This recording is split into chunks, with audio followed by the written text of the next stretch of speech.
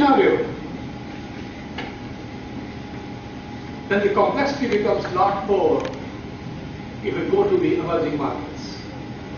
Because in the emerging markets, not only you don't have databases, you also have infrastructural gaps, you also have logistic constraints, you also have large amount of illiteracy, you also have great diversity, including the culture you're directly talking about, and India is no exception to that, China is no exception to that. On the top of all this is also political uncertainties that Singh was talking about. So the job becomes more and more complex.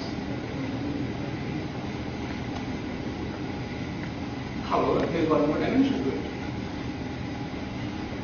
The magnitude of uncertainty might have gone up.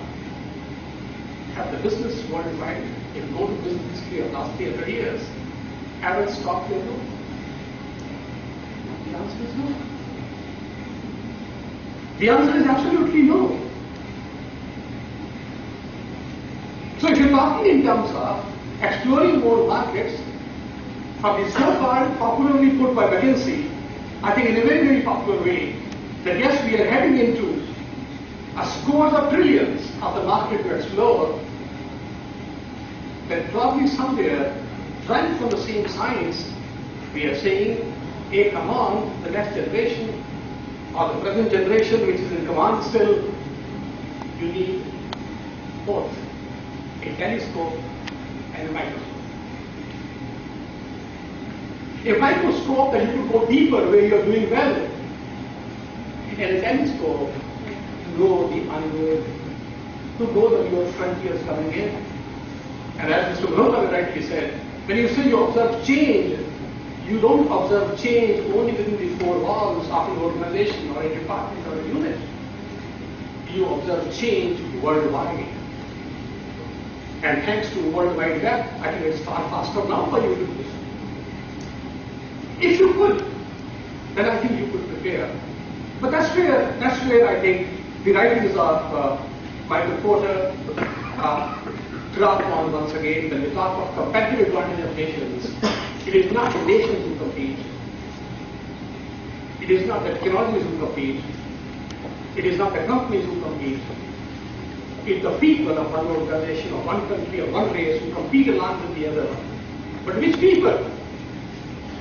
Sorry to say, not Americans. People who have an entrepreneurial spark of mind.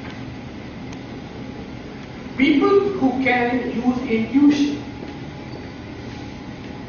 People who can work on those intuitions with a gut feel and say, I may not know the model, I may not know the number, but I think this will succeed. But we don't call that as a blind risk. We use a beautiful terminology in the strategy business and we call it affordable loss phenomena. We don't go for a market survey. We don't go for a market survey. We don't say let's do this research all around the world and do that.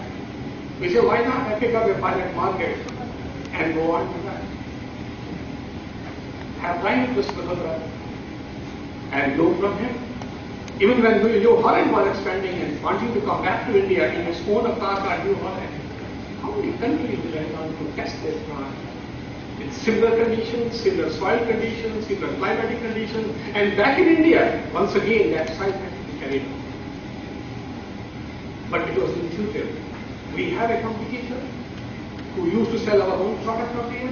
We have the other competitor. We have another American company coming into. Sure, it will be very dear anywhere. Let's see if they can dare to challenge us here, and so on and so forth. And we do it, and we build it, and we carry on. We then look at the histories of the growth of LG, of the growth of hair, of the growth of similar enterprises, who in the last 2 decades have really gone beyond their countries of origin and gone on to dominate. To put it in very simple terminology, as Kim put it then, when we look to India, we didn't look to entire India. When we look to China, we never looked to China. We used our own barometer. We had a belief group within the company, a group which will threadbare discuss, a bit right here, as Corona said, and at the end of it say, we buy it in, we own it in. We divided entire China into 4 zones. One part, the urban zone, where our product would extend, of course, with Chinese scripts and so on and so forth. Secondly, we took a warm-up zone, where the waterfall effect could carry on, the cascading effect would take place. We tend to do that, which are the warming up zones and the zones in the later stage. So we devised our entire product market strategy based on innovation and innovative adoptions. First of existing practices and then of new practices, and Lenovo was no exception. The way they went on to invade Europe via India and then went on to the US and challenged the US supremacy, it was not dead at the time. The second arithmetic markets which were useful to you, here came to manage the uncertainty with few of the players joining hands together, and that was build up the hierarchy of consumer adoption. A point which I'd like to underline over here. Uncertainty, when the moment you go on to a right zone or the warming up zones and so on, essentially means go on to those industries which touch everyone. Go on to mass markets, not to class markets. The level of uncertainty is far lower, the level of risks are lower, and your product can have the compatibility.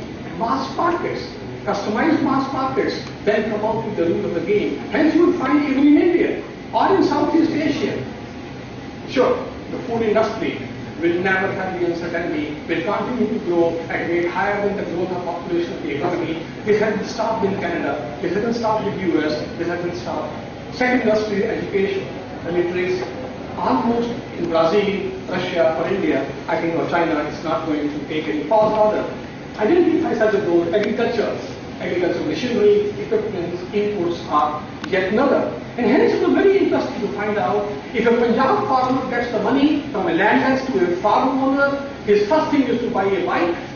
The second thing he doesn't go on to buy, guess it, the refrigerator. The second thing he goes on to buy is a tractor. The third thing will come out to be a TV, and the fourth thing will come out to show be a refrigerator, and then you have the microwave, one touch, etc., etc.